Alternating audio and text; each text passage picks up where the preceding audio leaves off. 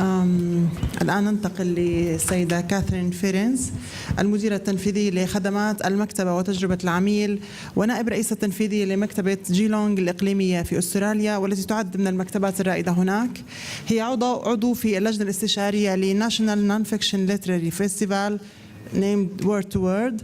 ستتحدث عن أهمية وكيفية خلق تجربة عميل مميزة للرواد وإشراكهم في عملية التطوير المستمرة للمكتبات وخدماتها. تفضلي دكتورة. Well, hello everyone. I'm very pleased to be here to share with you Geelong Regional Library Corporation's successes that have been enjoyed as a result of employing a customer-centric approach and advancing great customer experience by engaging with 4 key pillars: library leadership, advocacy and brand identity, employee engagement and customer connectedness. Before that, though, may I say how privileged I feel to be sharing this day with Kari and Shadi, 2 people that have made incredible strides in advancing library services in their own countries and for whom I have great admiration. May I also say how honoured I am to have been asked to come to Jordan and participate in this wonderful cultural exchange to share knowledge and stories about all things library. So I thank the Foundation for allowing me that opportunity. Just before we start, to give you in context of where Geelong is, we're way down here at the very bottom of Australia. And to give you a sense of the size of Australia, you can fit about 2.5 Jordans into this state. This is my state, Victoria. You can use this to highlight. Oh, yep. Oh, thank you, Shadi. I'll just go back. That's my state there, Victoria. Yesterday, Afnan asked me, was it true that crocodiles came into the houses in Australia? And I said, only in the north. If you're up here in the north of Australia and you happen to swim in the rivers, there is a good chance that a crocodile might come and eat you. But I can guarantee if you come and visit me in Geelong, you will not be eaten by a crocodile.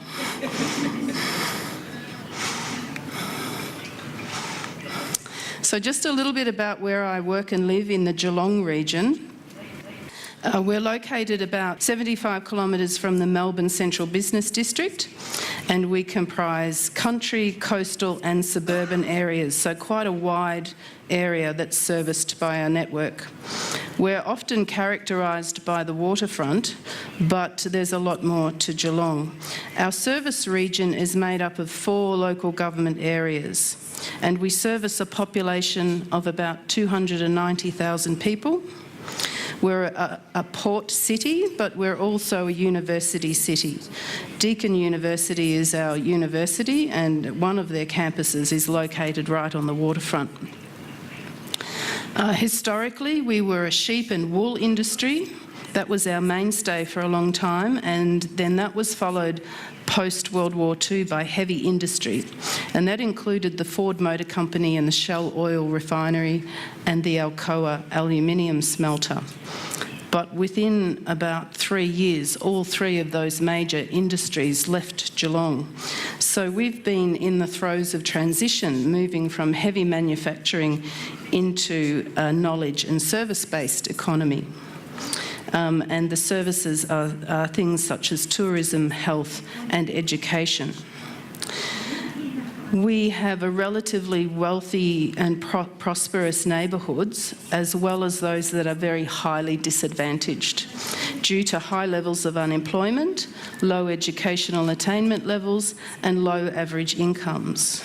In fact, there are 5 postcodes, 5 areas in Geelong that feature prominently in the socio-economic indexes in Australia that measure disadvantage. So we have some significant challenges with our communities.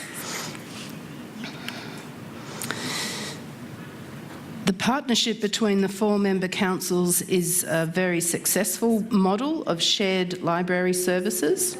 So each council is responsible for its libraries in terms of its structure and the salaries for its librarians, but they share the collection and they share moving the collection around and those associated costs with utilities and IT and library management systems. We act as a local government entity. We're governed by the Local Government Act of Australia, and we have the second highest number of visits experienced in Victoria, with just under 2 million visits each year to our region's libraries. We have 16 branch libraries, 2 mobile libraries and a home library service. The home library service delivers collections to people unable to physically access the library, and that may be due to being elderly, frail or disabled. And we have, of course, our number one central library, which I'll talk about shortly. As well as the physical libraries, of course, we have our range of e-services, which you can access via our website, our e-book collections, our e-magazines, learning programs, databases, such as you have here. We essentially have 124,000 members. I think you might call them subscribers. And our funding comes from state government, local government, and we generate a little bit of our own. So there's some statistics for you there. We have 186 staff members. That's an equivalent of 98 effective full-time positions. Our collection consists of around 420,000 items spread across those 16 libraries, 2.7 million visits a year, 2.5 million loans of hard copy collections, 140,000 loans of e-collections, so much less, but that's growing substantially every year. And to our, what we call our lifelong learning programs, which is the programs that you run, your author events, your music events, your children's programs, we get around 153,000 attendances every year. So we're pretty busy. So I just want to take you back 10 or 11 years and describe the pathway or the journey that we've taken over the last 10 years to get where we are today. So it commenced really with significant challenges back in 2007. About 10 years ago, our governing board asked us to report on what were the key challenges for the library, because at that point the library was struggling. Our visitation was low, our loans were low. We were really not a very functioning public library in modern terms. So the challenges that were identified were to raise the profile and reputation of public libraries in the Geelong area, to increase investment in GRLC, Geelong Regional Library Corporation, to enable greater volume, diversity and quality of services to be delivered. We needed to achieve financial sustainability. We needed to continue excellent traditional services, because they were still in demand. People still wanted traditional services, but we needed to progress Geelong Regional Libraries to encompass all the facets of a contemporary library service. We had a rapidly growing population. We had very little in terms of workforce development, and despite that, we had a very committed and enthusiastic staff. We only had about 55 equivalent full-time positions across a network of 13 libraries, 2 mobile libraries at that time. But we were the 5th highest in the state of loans per staff member. We were also the 5th highest in the state of population served per staff member. So we were really stretched quite thinly.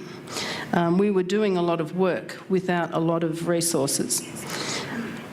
And importantly, only a very small proportion of our staff were qualified. Only about 15% of our staff at that time, 11 years ago, had a library qualification. That beautiful red reading room is our heritage centre. I'll tell you a bit more about that. So continuing with the challenges that we were facing, in terms of our financial sustainability, we had the fourth lowest. We were the fourth lowest in our state for municipal contributions, and the expenditure on library service was the second lowest. So we were really like at the bottom, essentially. In terms of our collection, it was not meeting standards. It was suffering from a lack of investment, and a statewide audit the year before in 2006 determined that our collection was overly aged. It wasn't demand-driven, which meant that there wasn't any evidence base to how it was being developed. Things were just being added, and there were poor investment levels.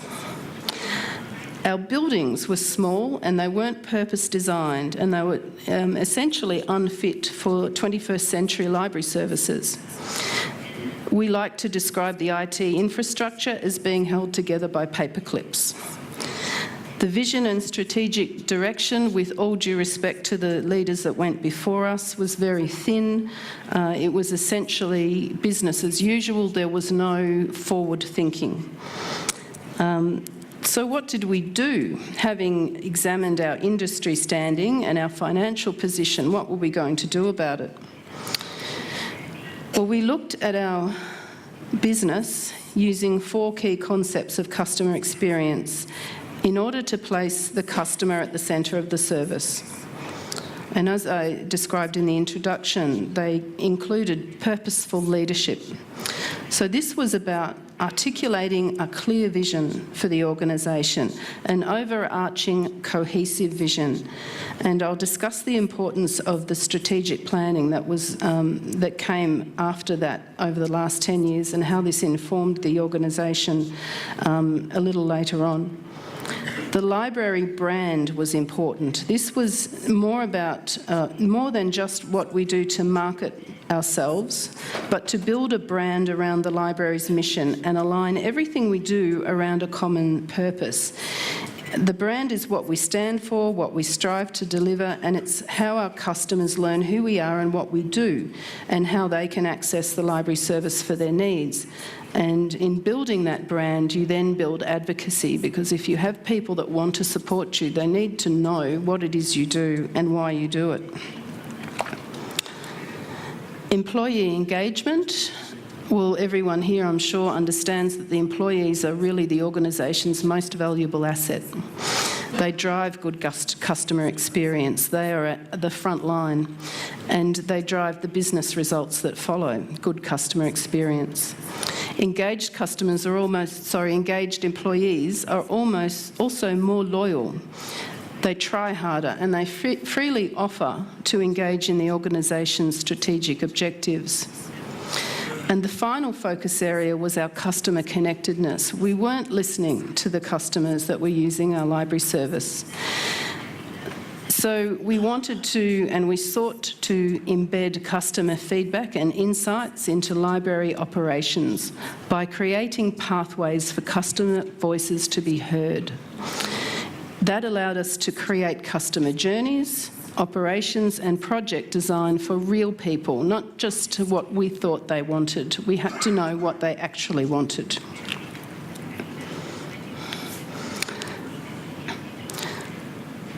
So the first step towards moving towards a customer-centred focus, well, we started at the top. And we embarked on what my CEO, Patty Manolis, likes to call a journey of discovery. We embarked on this journey of discovery with our board, and while this may sound like a bit of fun, it actually involved quite serious, rigorous and evidence-based work. One of the first things we did was take our board on an educative journey on a study tour of leading Australian libraries. We took them to Melbourne and Sydney and Brisbane, and we showed them what a modern library looked like. And these were some of the libraries that we toured. We wanted them to know how a modern library responded to community needs, what it felt like to walk into a modern purpose-built library that was focused on customers. We wanted them to meet librarians that were leading the way and could talk to what was important in public libraries. In terms of strategy and planning underneath this focus area, in terms of the strategic work, the returns were enormous from doing this work. It was the foundation of any activity, and it's most certainly the foundation for any success. We have what you can see here are 3 of our library plans. These are our strategic library plans. So we started in 2007 with the first one, and we continue every 4 years to write strategic library plans that guide us in our work. The other document there is the Public Libraries, I've lost it. Public Libraries Building Development Strategy, which my CEO actually wrote herself.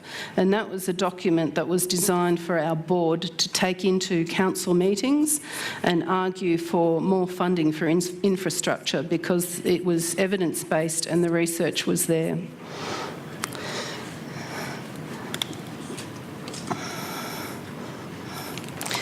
These documents are basically outlining our strong vision for the future for our people and our libraries, and it's what we use when we plan and when we make decisions. We always return to our strategic documents. The next thing we needed to look at was how to influence our decision makers and help them to understand the value of public libraries. So the advocacy that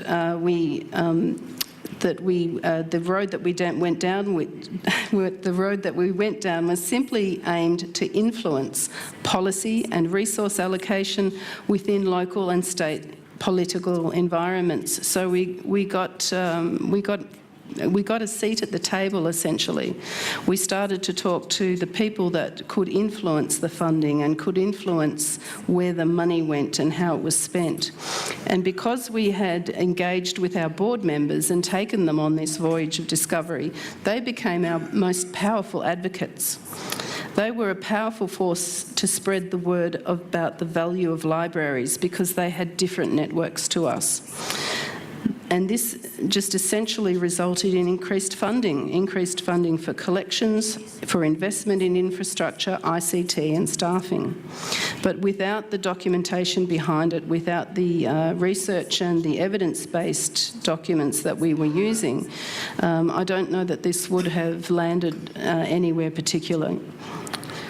Our senior staff were also encouraged to engage in public speaking and to go out into the communities and talk to people. We attended and presented at member councils, so we made ourselves heard, essentially. We joined key networks that influenced education and training and arts and culture areas in our region. And we designed our marketing and promotion plans as well around advocacy and promoting the important work of our libraries. And again, we used evidence-based lobbying. We used the documents that were at hand that had been produced by our peak bodies in Victoria, and we used benchmarking documents, and everything we said and did was backed up by evidence and research. Our employees, well, with that investment, we managed to increase our employee base from 55 to 97 EFT. We put in a minimum qualification standard in our recruitment plans, and our staff were encouraged to engage in regular training and development, but we provided a lot for them. A few of our training programs, one was the Way We Work program, which was essentially designed to help our staff reflect on how they work and why they behave in certain ways. So giving them that time to think about why they do the things they do just because they've always done it that way, or is there a real reason behind it?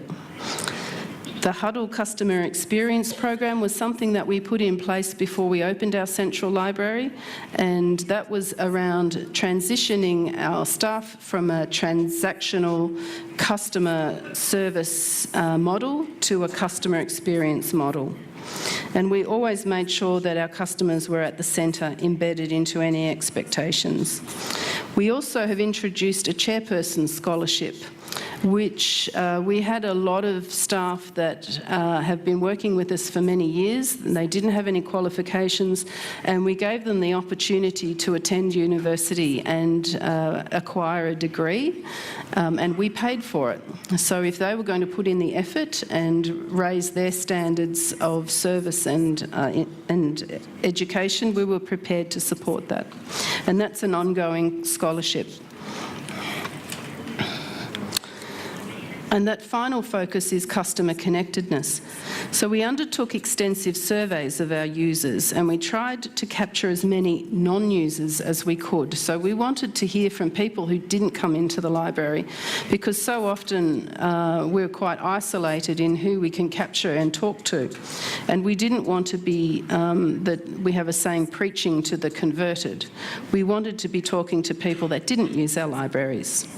We sought the opinions and comments of young people as well as adults, and we interviewed people in focus groups, both in Geelong, in the city, but also in our country areas. And we engaged with over 4,000 community members. And we continue that pathway with our customers. We have a biannual survey, and we also have feedback forms, and we have an online pathway for people to talk to us if that's how they choose to. And within the survey tool, we also are looking for ways to capture and measure the effect of our libraries in terms of social capital. So we include questions such as, do you feel safe in the library?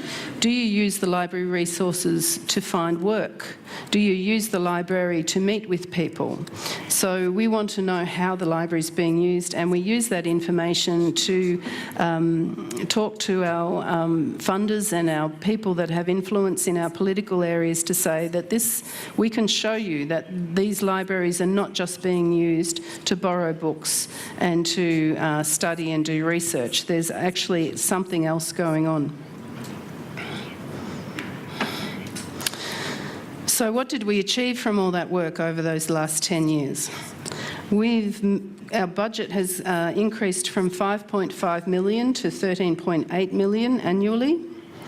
So we've achieved financial stability and sustainability. Our information technology, our investment was around 100,000 Australian dollars. It's now 500,000 Australian dollars. We've got core infrastructure and IT support that is excellent. Our whole collection of 420,000 items is RFID tagged. Our public access computers, we had 44 10 years ago. We now have 208 fixed computers across the region. We have fast Wi-Fi. We have a new website. We have gaming and iPads and tablets and things that you would expect to find in a modern library network. Our collections have increased in volume, range, but most importantly in quality. So of our 420,000 items, 10 years ago, about 33% were purchased in the last 5 years. Right now, we have an average of 75% of our collection was purchased in the last 5 years. So it's very current and very clean and very appealing to people to use. In terms of our library and learning services, we have increased our visits from 1.2 million to 2.7 million visits annually. Our loans have gone from 1.9 to 2.5, and our website visits have just gone through the roof, really. We have a broad range of learning and cultural programs. We call them lifelong learning programs. And 10 years ago, we had 17,000 people coming to our programs if we were lucky. We're now looking at 153,000 attendances per year. And they range from early years programs. So we start with babies. We have what we call baby rhyme time. And we encourage mothers to bring in their babies at around 3 months. months, and we teach mothers to sing to them. Repetitive singing and repetitive words encourage an early development of language, and early development of language means you're more likely to be a better reader. There's research behind this. We have preschool story times, we have toddler times, which should really be called crazy times because, you know, 2 or 3-year-olds go crazy in the library. We have extensive outreach programs. Our librarians go out into the schools and they will do a storytime session, and then they'll give the kids membership forms to take home and some information about the library if they're not already members. Open Mind lecture series, book club resources, very much in line of what you do here. We do have a lot of partnerships. We use other organisations to come into the library and use our spaces. So we can't do everything ourselves, but we have a lot of spaces and we have great IT and we have got knowledgeable staff. So why wouldn't you want to come and use our spaces to showcase what it is you're doing in your area? It really fulfills a lot of possibilities across multiple pillars of social, educational and cultural and environmental areas.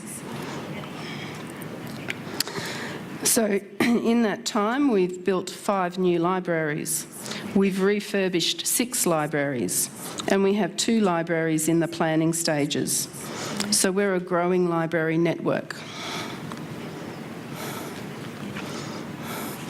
And all of this work with our leadership team, with our people, our community has led us to this, our jewel in the crown, the Geelong Library and Heritage Centre.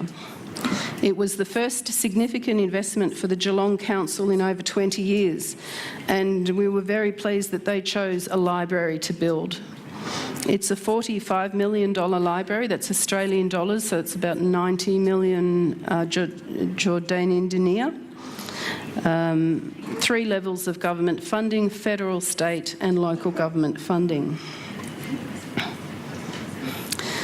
In building this library, the Council had a number of key strategic objectives that we needed to deliver. So they said, if we're going to build this, you need to do this. It needed to be a significant cultural and learning institution in the heart of a city and the CBD. And what better way to demonstrate the city's commitment to learning and culture than providing a central library, ensuring equality of access and the important resources contained within it. It needed to be an iconic architecturally designed landmark that will make a statement and represent where Geelong is headed and what it values. A city and region that's in transformation, looking to the future and embracing innovation, technology and the knowledge economy. It's a homage to the past and a statement to the future. It needed to contribute to placemaking and urban socio-cultural regeneration. It succeeded beautifully there by transforming the space and landscape and welcoming people in and revitalising the precinct. There is no better anchor for a cultural precinct or a community hub, in recognition that public libraries are supreme anchor institutions, generating extraordinary levels of activity and social inclusion throughout all parts of the community. It needed to be a major destination and attractor of visitors from within and outside the region, and we're attracting many visitors, nationally and internationally. It's an icon and a bold architectural landmark, and it's an exciting place to visit. It also needed to be a centre for discovery about Geelong and the Geelong region, taking Geelong to the world and bringing the world to Geelong. It needed to incorporate the Geelong Heritage Centre, which I'll speak about in a little bit, and its vast collection of local history and records that are so valuable to the region. It had to be technology rich, it had to be a digital hub. The project has enabled solid IT infrastructure that will allow us to roll with new technologies as they emerge. We provide access for people to experiment with VR, 3D printing and creative software. But last but not least, for an ever-increasing central business district resident base, people living in the city now, this is actually their local library.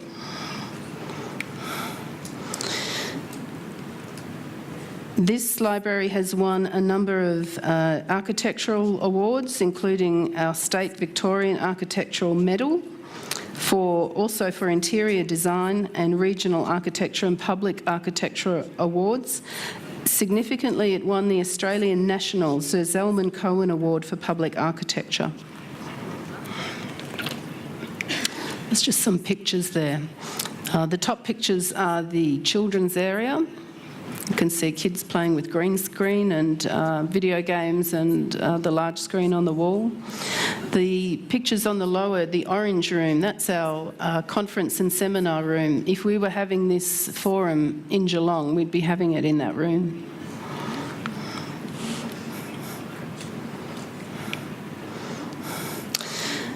Very importantly, it's been designed as a digital hub. It has a solid backbone of technology infrastructure that's designed to enable it to adapt to any technologies as they emerge. It has a makerspace, but we elect to activate various spaces throughout the building. So our makerspace equipment is mobile. So we can set up and set down in the children's floor, on the adult floor, on the ground floor, whatever is suitable at the time.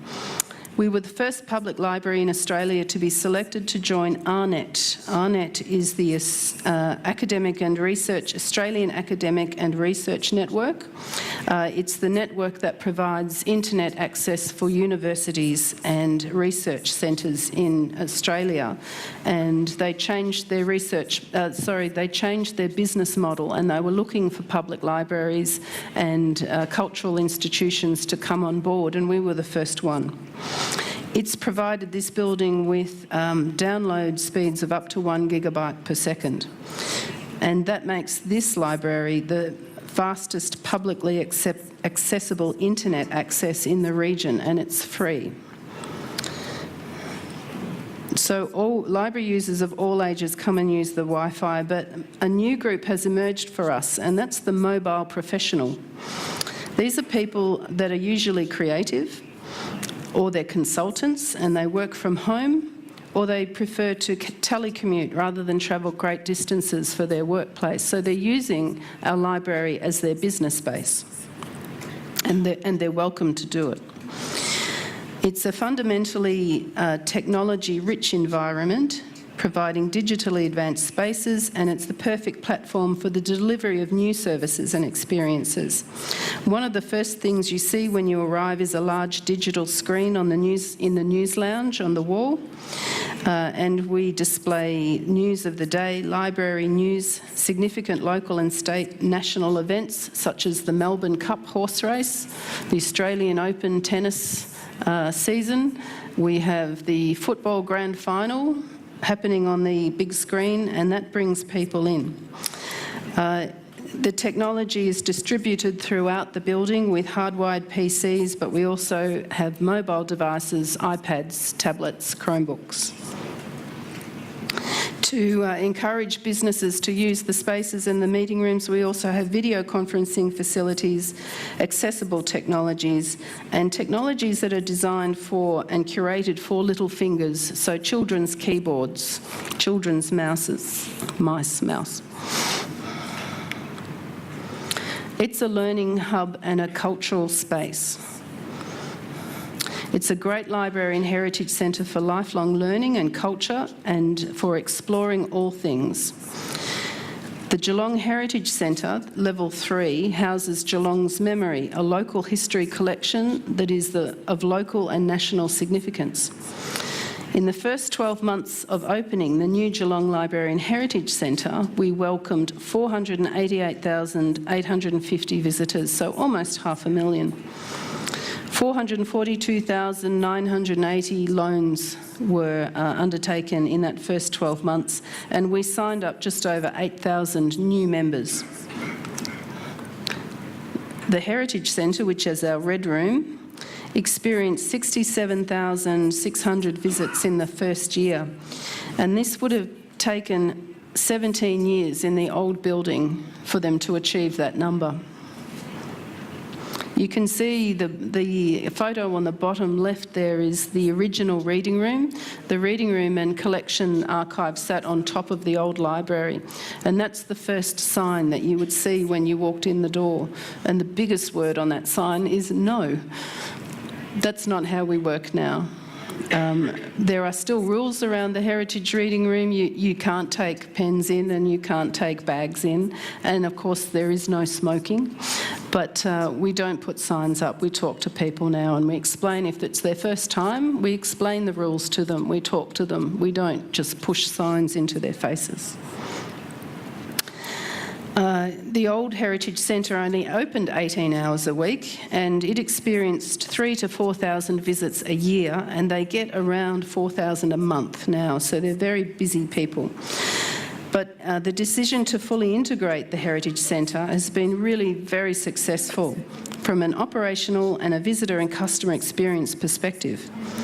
And public libraries generally are extraordinary community spaces where the past can sit very comfortably with the present and the future. And the integration of the Heritage Centre with the library has increased exposure and access to the collections. So this is us, and we're number one. We've been on a great journey of change and transformation.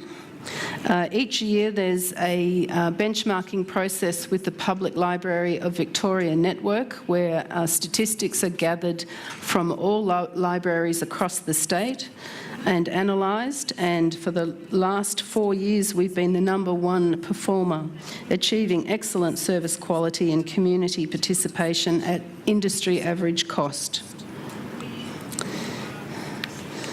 This is our vision. This is what we work towards, a thriving regional community enriched by reading. Reading always comes first. Enriched by reading, empowered by learning, inspired by information and ideas. And I just have, I have a video, but I'll just finish reading and then we'll watch the video last, I think. We could not have done this without choosing to advance our planning, strategy and engagement with staff and customers by focusing on the customer experience. We now have a strong, committed governing board, sustainable infrastructure, our libraries are modern and welcoming, and our staff are engaged and knowledgeable and passionate about their work. And most importantly, our community knows who we are and what we do, because we align everything we do around a common purpose, our library mission and vision. Once again, I want to thank you for inviting me here today and listening to how Geelong has walked the path to sustainable customer experience. But before I finish, I've got a short video for you to watch. It is a tourist video, but there is a couple of flyovers of the library, so don't blink or you might miss them, but it gives you context of where the Geelong Library and Heritage Centre sits within our city. And I thought it might be interesting.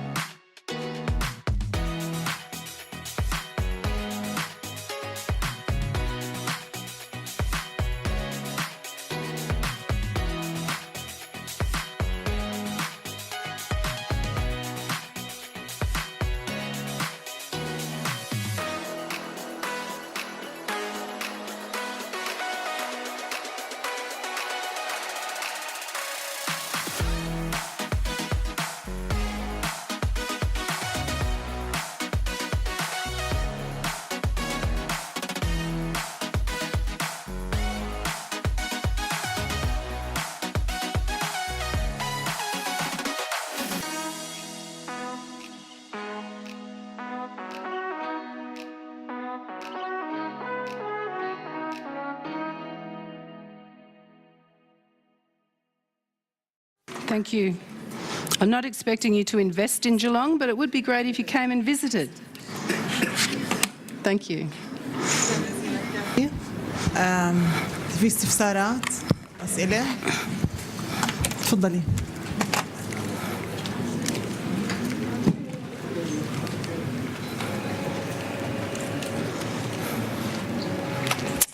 Oh, they're all very tired.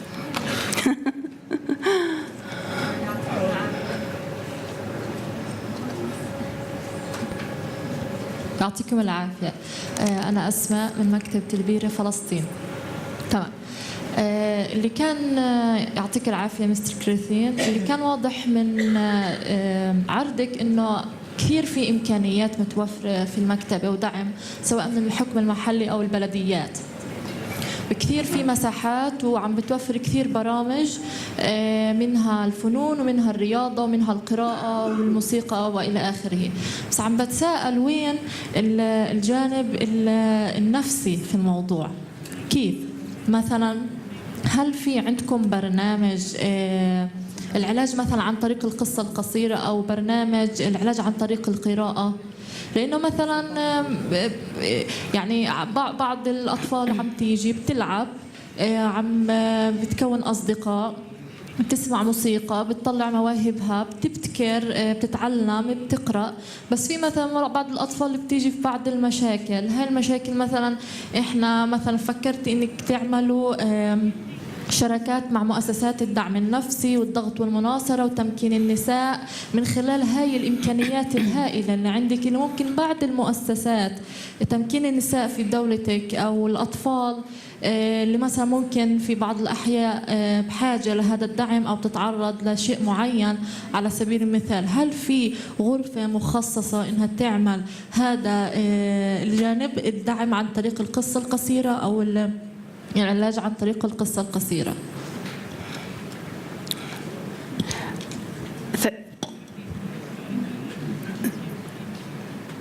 Right, thank you for your question.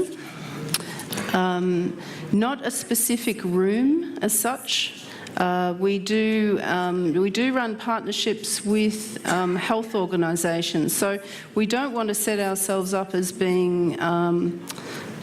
being people who have expertise in these areas, but we do want to make our spaces available for those people that do, and have partnerships with them to create programs that they might want to run in our spaces. So we're not the experts in those sorts of areas. In terms of, I think you probably touching on bibliotherapy, where you use reading as a form of therapy. We are, as part of our library strategic plan, one of our actions is to create a reading strategy, reading development strategy, and part of that will most likely include bibliotherapy.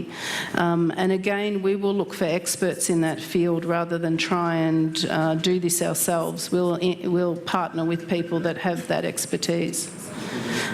In terms of children with disabilities and therapies, we do run something called sensory story time. So there are children on the autism spectrum who can't participate in regular children's programs because of the noise, because of the people, the sound, and we run special sensory story times for them. So we have our children's librarians have done research in that area, created these programs, and we run them in our branches, and parents can bring their kids, so they're all on, have the same problem, and they get to experience story time that way.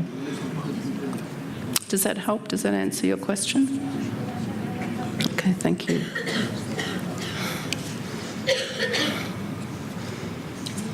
There's another one there. Yes. يعطيك العافية وأهلا وسهلا فيك بالأردن. من خلال الطرح اللي حكيتيه في عندي كان 5 ملاحظات. فأول وحدة ذكرتي في البداية المناصرة والقيادة والرواد والعاملين في المكتبة. هل هناك كان في علاقة تبادلية ما بين القيادة وما بين العاملين في المكتبة من أجل الحصول على المناصرة وكسب التأييد؟ وما كان دور المناصرة وكسب التأييد في زيادة الرواد؟ هي أول شغلة. ثاني شغلة لاحظت من خلال العرض اللي قدمتيه في هناك مكتوب موبايل لايبراريز بالإضافة للاستعارة الرقمية أنت ذكرتيها. إيش هذا الموضوع يعني؟ أرجو توضيح هذا الأمر. ثالث شغلة حكيتي أنه كذلك الأمر أنه الموارد بالنسبة للمكتبة زادت. هل هذه الموارد زادت نتيجة رسوم رواد المكتبة ولا كانوا الرواد هذول عبارة عن مجاني كامل ولا في مقابل رسوم معينة يجب أنهم يدفعوها؟ كذلك الأمر الخدمات اللي بتقدمها عندكم المكتبة هل هي متاحة أونلاين ومجانا؟ يعني بمعنى آخر هل هناك ممكن شخص في الأردن أنه يخش على هذه المكتبة تبعتكم ويشترك فيها ويحصل على خدمات ممكن مجانية عن طريق الأونلاين؟ الخامس ملاحظة شفتها لما ذكرت في النهاية كان في صورة جماعية لكم، يعني أنا لاحظت فنلندا كان في 70% منهم رجال و30 نساء، ولكن بالصورة اللي أنتم عرضتوها تقريبا فوق 90% نساء. هل هذا يعني تبعا لنظرية معينة في القيادة لهذا الأمر ولا بالصدفة إجا؟ شكرا لك.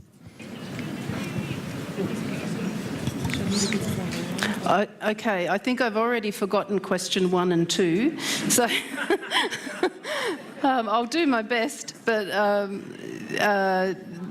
the majority of the percentage of men to women. It's true, but there's mostly women. I think it's historical. We do have quite a lot of staff that have been with us for many, many years. And if you remember, originally I said that we didn't have a very high level of qualified staff. The customer engagement and customer service positions were seen to be low-skilled, and they appealed to women who were returning to the workforce that had small children, because they're mostly part-time positions. So it's just an historical thing there, but it is a thing in Australia that most positions in libraries are filled by women. I'm not sure what it is. I think it's like nursing. I think it's considered to be a caring, helpful profession, and it attracts women. I'm not sure. It could be a huge generalisation, but that's certainly the case with other professions such as that. In terms of the collection, everything is free in our library. We don't charge for anything, so all our memberships and borrowing is free. In terms of growing and that's purely in response to the growing population, the increased number of libraries that we've built, and the demand for the borrowing. Advocacy, in terms of engaging the library leaders with the staff, we engage with the staff when we create our strategic plans. So they get to contribute, they get to look at the drafts before we go forward and say this is what we're going to do for the next 4 years. So they're definitely part of the planning process, and in doing that they become advocates for it. It's very important that we engage with them in every step in terms of the planning process. Otherwise, we're just, it's that ivory tower syndrome where we're just making the plans up here and then delivering it and say, do that. They have to be part of the process for it to be successful. I can't remember the first question. سؤالك الثاني تعيد لو سمحت.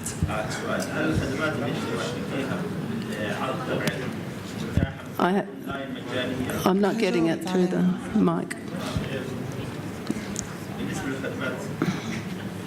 عفوا. الأول هلا في ملاحظتين ضلت. أول واحدة بالنسبة اللي ذكرت لك إياها اللي شفتها أنا الموبايل لايبراريز بالإضافة للاستعارة الرقمية. ثاني واحدة اللي هي بالنسبة للخدمات اللي تقدموها في المكتبة هل هي مجانية كاملة أونلاين وفي باستطاعة شخص من الأردن هون مثلا يشترك في المكتبة ويحصل عليها أونلاين مجاني ولا في أمور معينة؟ I think you. Can you be a member online? That's a good question. I'm not sure if you can.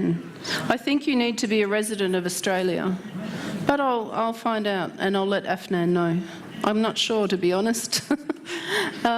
In terms of the mobile libraries, they go out to our country areas, so in our municipalities, Geelong has 13 of the 16 libraries because it's the biggest council. The other 3 councils have 1 library each, but 2 of the council areas are quite large. So we use the mobile libraries to go out to the country areas where it would take significant effort for people to make their way into the one library that's in their region. So it goes out, they're fully decked with a selection of collection, books, DVDs, music, and they're also little Wi-Fi hotspots, and one of them has a couple of PCs, computers and printing and that sort of thing. So it's a little self-contained library in a truck, essentially. And they're very, very popular. Their use is growing, actually. I don't think we'll be getting rid of them anytime soon. We need them.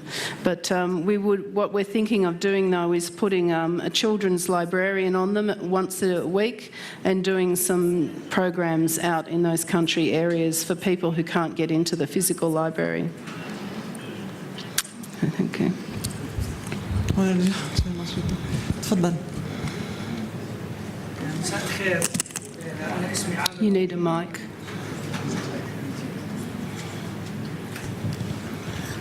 مساء الخير. أنا اسمي عامر أبو جمل، أنا ممثل لفريق بيت الحكمة بيعقد جلسات في مكتبة عبد الحميد شومان لإعادة تأسيس الثقافة وترويج القراءة. أنا سؤالي للسيدة كاثرين والسيد بشير، بدي أخذ رأيكم اثنين. السيد بشير تحدث في بداية حديثه عن اقتصاد ريادة الأعمال وخاصة في الدول الفقيرة. هل أنتم يعني تعطونا نصيحة أو بدي وجهة نظركم، هل أنتم مع تحويل ترويج القراءة لمشروع ريادي يعني بتدر فلوس وبينفق على نفسه وبيروج القراءة وبوزع الكتب، ولا لا مع إبقائه في الدفع الذاتي والاهتمام الذاتي؟ وشكرا.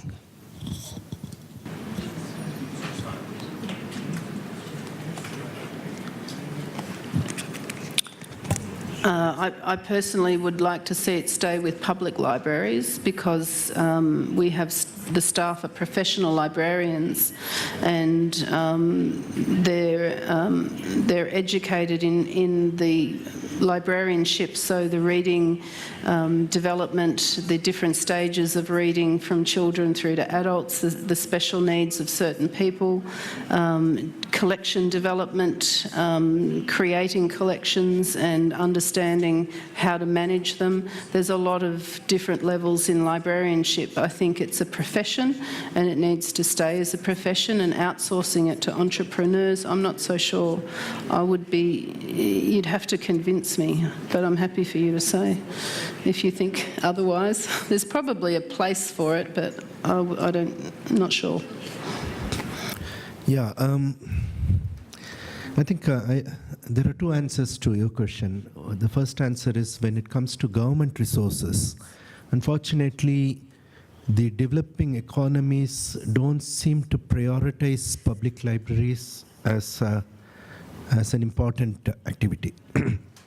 We have seen in Finland, we have seen in Australia, we've seen in many developed economies resources being made available to public libraries. But in my country, the per capita expenditure of public libraries by the central government is 3 naya paisas. 3 paisas is equivalent to, well, 3,000 paisas would make it $1. So you can imagine how small, minuscule amount the government is spending. For 1.3 billion people, the central government is spending just less than $8 million. And we have seen $150 million library, 100 million Jordanian dinar library. So this kind of spending is not there in developing countries. So let us accept the fact that the government is not going to immediately switch on and spend a lot of money. So we have to come up with alternative models. We have to tap private resources. We have to partner with a large number of NGOs and organizations who can provide service. So I'm not suggesting reading activity should be outsourced, but we can do it together with a large number of partners who can provide this kind of service, particularly the non-governmental institutions, such as the Showman Foundation, for instance. There are quite a few of those in a country like India and many developing economies, so we may have to consider doing that. The second answer to your question is when it comes to entrepreneurship training, 85% of the Indian economy is informal. So when it comes to targeting the 85% of those who contribute to the economy, unfortunately, these are the people who are illiterates, who have less education, who are not into formal economy, and majority of them are women. So promoting financial literacy, promoting entrepreneurship, helping them to professionalize their activities, bringing them into financial inclusion domain, all these are governmental responsibilities which the government does not do that well. So they look for institutions to help them, and public libraries become a good agents of change in bringing a large number of people to systems that can improvise their own earning capacity, their own professional outlook, and their own ability to serve larger markets than the local markets that they are currently serving. شكرا جزيلا.